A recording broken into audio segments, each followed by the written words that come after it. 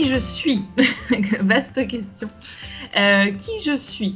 Moi, j'ai démarré en fait ma vie professionnelle et ma formation même initiale en travaillant en fait dans le développement territorial, dans l'aménagement du territoire, en faisant en fait des schémas d'aménagement assez globaux, ou soit pour des régions, des départements, des communes. J'ai fait ça pendant plusieurs années et en fait c'est un travail qui m'a amené surtout à organiser beaucoup de réunions avec des acteurs qui sont très différents, qu'on essayait de faire travailler ensemble, et c'est vrai que c'est une problématique qui n'est pas toujours évidente. Et moi, cet aspect justement de comment on fait travailler les gens ensemble m'intéressait beaucoup. Et je suis tombée au gré des différents contrats du parcours que j'ai eu quand je travaillais dans la région de Strasbourg, dans une équipe qui était formée, ou en tout cas qui s'est formée et qui a continué à se former aux méthodes de l'intelligence collective, de la facilitation, pour justement faire travailler efficacement les groupes ensemble et les amener à produire ensemble. Et au travers de cette expérience, on a expérimenté plusieurs outils, et c'est là que j'ai découvert en fait l'outil de la facilitation graphique.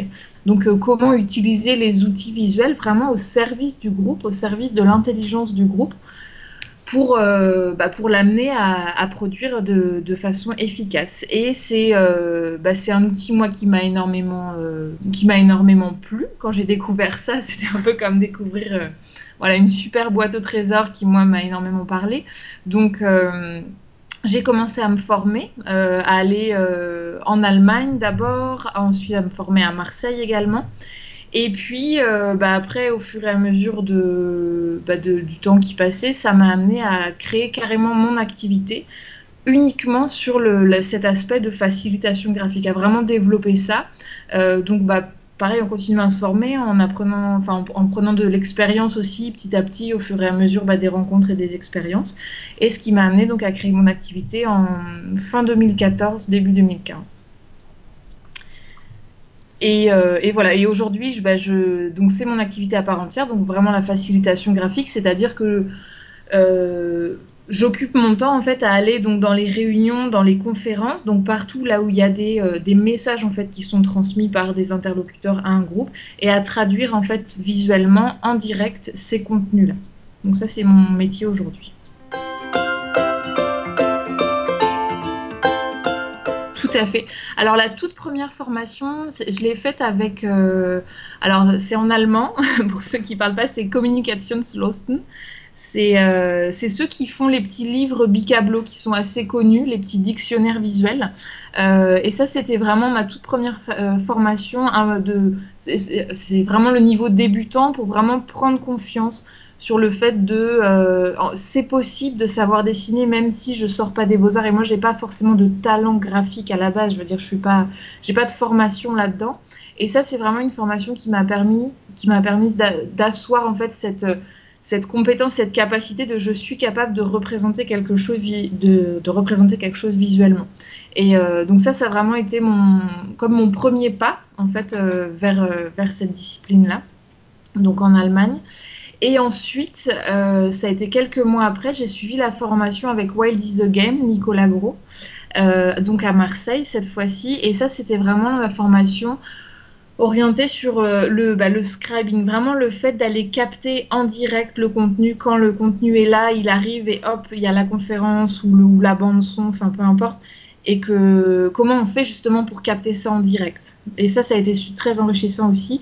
Et ce qui était très intéressant, c'était vraiment de voir aussi les méthodes, et les méthodes qui sont très différentes entre les deux, les outils qui sont très différents entre les deux, les techniques, l'approche n'est pas du tout la même. Alors je ne sais pas si c'est uniquement le fait que ce soit la France, l'Allemagne, c'est aussi des cultures qui sont différentes, mais ça m'a permis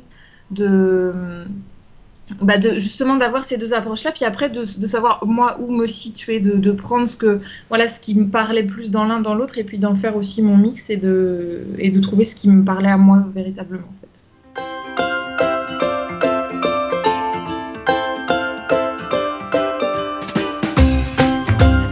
Il y a forcément eu, pour moi en tout cas, il y a eu des étapes, c'est sûr, d'autant que moi j'étais pas illustratrice à la base, ni fondue de dessin, ni rien du tout. Et je dirais que la première étape, c'est de se dire déjà je suis capable de alors de dessiner ou en tout cas de représenter quelque chose. Ça a été vraiment le tout premier pas de se dire, moi aussi je suis capable de le faire. Et je sais que une des choses qui m'a énormément aidée au début, c'est je crois que j'ai dû recopier à peu près tous les bicablos, tous les dessins, pour juste voilà, se dire, moi aussi je peux le faire, je suis capable de faire ça. Donc ça a été une des premières étapes. Mais ça, c'était dessiner sur son cahier, sur une feuille A4, enfin sur son bureau. Il n'y avait pas du tout de fait de dessiner devant les gens. Ça a été vraiment la seconde étape d'oser aller devant le groupe dessiné. Enfin, voilà, c'est la deuxième et même entre les deux, après il y avait toute la question de comment parce qu'avant même d'aller dessiner devant les autres, c'est vrai qu'au début il y a la première phase où on se dit bon déjà je suis capable de représenter un pictogramme, une image. Mais après, il y a aussi la question de, par exemple, j'ai écouté énormément de vidéos TED au début pour essayer de les recopier même sur un cahier, enfin de les capter sur un cahier, sur une feuille. Et c'était extrêmement dur de se dire comment je gère l'information, il y a trop de choses, où je les mets, comment je gère ça. Donc ça a été presque la deuxième étape. Et la troisième étape, c'est d'oser faire ça devant un groupe. Et là, c'est l'adrénaline... énorme de se dire j'y arriverai jamais et en fait d'oser sauter ce pas-là et dire je suis capable de le faire ça aussi.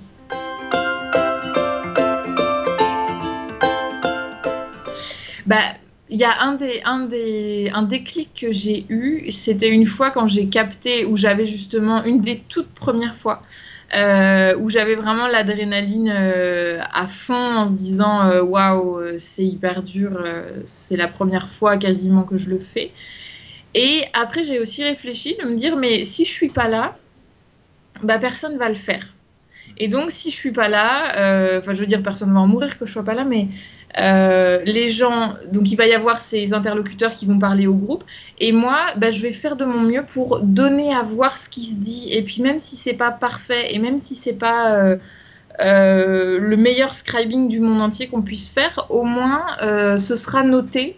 Et l'information sera spatialisée. Et donc, je me suis dit, je vais apporter ma contribution du mieux que je peux. Et ce sera déjà ça, en fait. En fait, qu'est-ce qui m'a amené à faire des prises de notes plutôt visuelles, à switcher, en fait, entre le linéaire et le visuel? C'est le fait, ça, c'est simplement, par exemple, d'aller dans des conférences et d'avoir envie de retenir ce que les gens disaient et de prendre carrément tout en brouillon, mais comment dire, de montrer le lien entre les éléments, de très brouillon, mais de voir que ça, je le retenais beaucoup mieux que de la prise de notes au kilomètre, où en fait je ne relisais jamais et je ne retenais absolument rien de ce que j'avais écrit. Et c'est une des choses qui m'a parlé pour tout de suite faire des prises de notes visuelles et vraiment prendre ce réflexe-là. Après, forcément, quand on le fait sur des grands formats, on a un niveau de rendu qui est beaucoup plus propre que quand on peut le faire par exemple pour soi, quand c'est juste vite fait au tout début, où on se dit voilà, j'ai juste envie de retenir, mais déjà ça c'est beaucoup plus efficace que de linéaire, à mon sens en tout cas. Alors pour répondre, pour déjà la préparation, il y a toujours les gens qui me demandent mais comment tu fais pour te préparer à ça? Et en fait, ma réponse, c'est pas forcément la réponse universelle, mais ma réponse ce serait déjà de se préparer soi. D'arriver, d'être en forme, d'être pas fatiguée et d'être prête à écouter. Parce que c'est vrai que si on a quelque chose qui tourne dans la tête, je sais pas quoi, pro, perso, n'importe quoi, on n'est pas prêt à écouter et là ça fonctionne pas. Donc c'est déjà d'être prêt soi. Et après, qu'est-ce qui se passe quand on est devant le panneau et que ça commence? Moi je sais que ce qui se passe pour moi, c'est comme si j'entrais, je ne vais pas dire dans une bulle parce qu'en même temps, je suis très connectée à ce qui se dit. Et du coup, je suis connectée quasiment que à ça, à la salle aussi. Mais déjà, j'essaie de faire abstraction. Je ne sais pas si c'est le mot parce que je sais que les gens sont là et qu'ils regardent. Mais je ne me focus pas sur le fait que les gens me regardent. Je me focus sur le contenu, sur ce qui est en train d'arriver, de passer. Et la question que je me pose, c'est qu'est-ce qui serait utile de noter pour les gens derrière moi?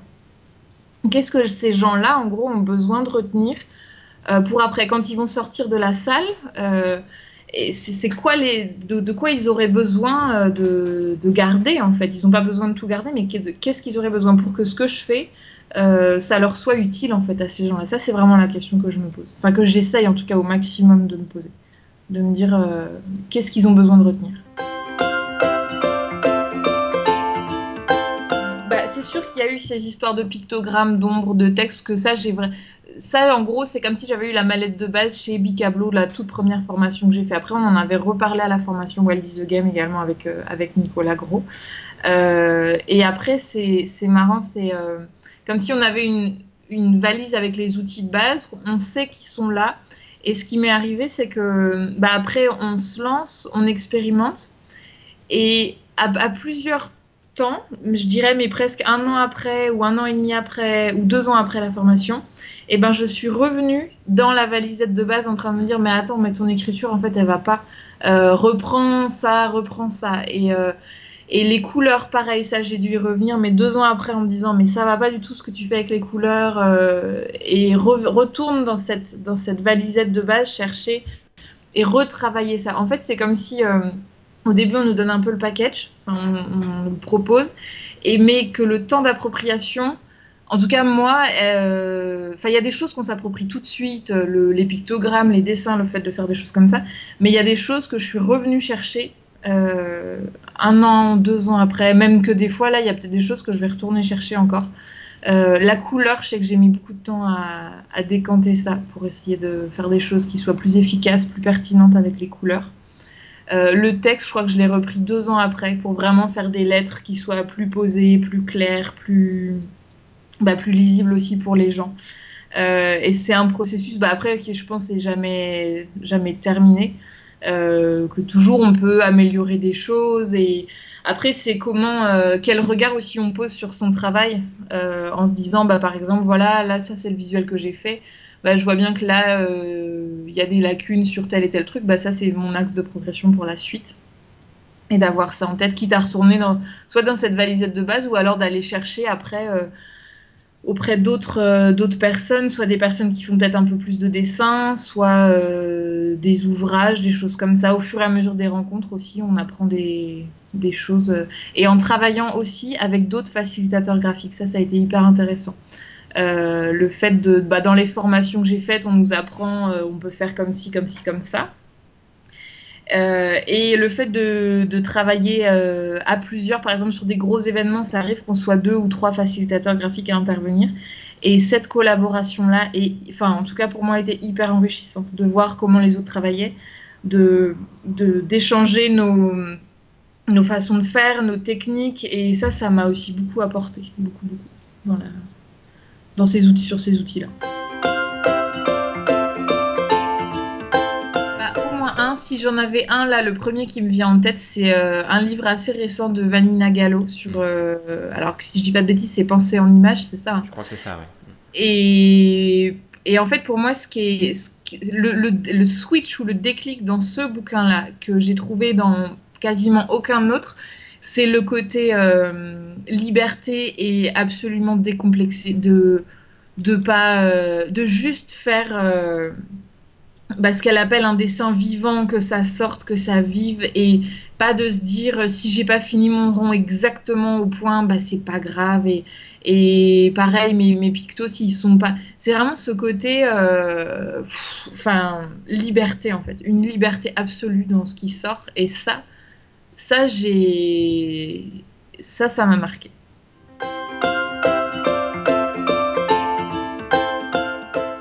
Ouais, pour moi là, c'est une question qui est hyper intéressante et qui parce que moi je sais que je mets vraiment le focus sur le fait de faire quelque chose qui soit utile et efficace pour les gens. Quand je me pose toujours la question de qu'est-ce que les gens ont besoin, en gros, de retenir de ça. Et c'est vrai que finalement, si on se focus que là-dessus, je vais faire quelque chose d'efficace, lisible, ça c'est sûr, il faut que ce soit lisible pour que les gens soient capables de le lire, de le relire, et qu'ils comprennent les dessins que je veux faire. Après, la question du beau, alors déjà d'une, il y a la question du jugement personnel qu'on porte soi-même sur son travail.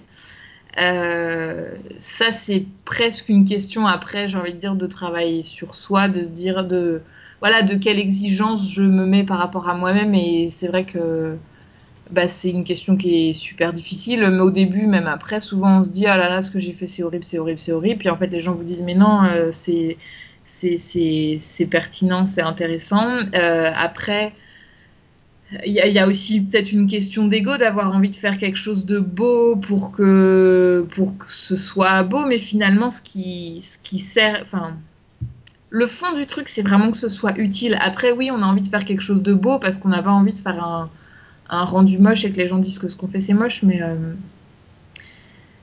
c'est une vaste question et de perception aussi personnelle et perception des autres et voilà. Après, moi, enfin, dans la démarche dans laquelle je travaille, c'est vraiment essayer de faire quelque chose qui soit utile plutôt pour le groupe en fait. Après, ça participe parce que c'est sûr que si on fait quelque chose de beau, on va avoir envie aussi de le regarder et on va le retenir plus facilement. Donc, on peut pas dire que ça compte pas, c'est pas vrai. Mais c'est voilà, être clair, être lisible. Et après, c'est la question de est-ce que moi je trouve mon travail beau? Est-ce que l'autre va trouver mon travail beau? Enfin, c'est des questions assez philosophiques presque, on pourrait dire. Et c'est très subjectif. Ça c'est une des règles qu'on essaie de transmettre au maximum. C'est en fait, il y a une règle quand on fait un picto, c'est mot plus image. C'est qu'en gros, quand on fait un pictogramme, on met toujours un mot à côté. Mot, image, mot, image, mot, image à chaque fois. Et des fois, les gens, même, ils disent oui, mais la facilitation graphique, c'est du dessin, c'est du dessin. Mais quand on regarde vraiment un visuel en facilitation graphique, il y a énormément de mots dessus. Il y a même des phrases complètes avec des verbes. Et c'est hyper important pour vraiment clarifier le message. Parce qu'effectivement, si on faisait que des dessins, que des pictos, souvent on dit une image vaut 1000 mots. C'est vrai, mais ça veut dire aussi que si on met qu'un pictogramme, il peut y avoir 1000 manières de l'interpréter. Si je dessine une ampoule, ça peut être la lumière, l'électricité, le jaune, l'innovation, ça peut être n'importe quoi. Et pour m'assurer que moi, si j'ai voulu dire électricité avec mon ampoule, eh ben, je l'écris à côté. C'est vraiment une des règles hyper, hyper, hyper importantes. C'est toujours écrire le mot plus l'image. Ou l'idée, carrément la phrase entière plus l'image que je veux associer. Pour clarifier, pour vraiment... C'est toujours dans cette idée d'être clair, d'être lisible en fait pour le groupe pour lequel je fais le dessin.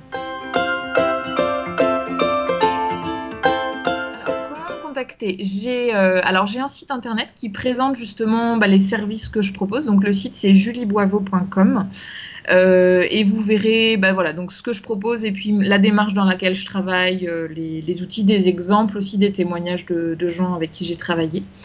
J'ai un blog qui là c'est plus un terrain d'exploration personnelle. Alors il y a des exemples de journées de conférences que j'ai captées, mais il y a aussi voilà, des références de bouquins, des formations, des choses comme ça, enfin des formations que j'ai pu suivre où je témoigne des petits articles. C'est voilà, plus terrain d'ouverture, on dirait, ce blog-là. Après, vous pouvez me contacter via les deux, il y a un formulaire de contact. Donc avec... voilà, vous pouvez me contacter par là. Et sur ce que je propose comme service, donc je fais vraiment ce qu'on appelle le scribing. Donc si vous avez voilà, une conférence ou alors un événement ou des réunions aussi, c'est extrêmement intéressant à capter. Des réunions de travail où je peux venir justement capter, ça peut permettre de faire avancer vraiment le process du projet sur lequel vous êtes en train de travailler. Et puis à noter aussi une prochaine formation à la facilitation graphique avec ma partenaire Jeanne Dobrianski sur le sujet qui se tiendra en juin 2018 à Brest, sur le territoire de Brest dans le Finistère. Voilà.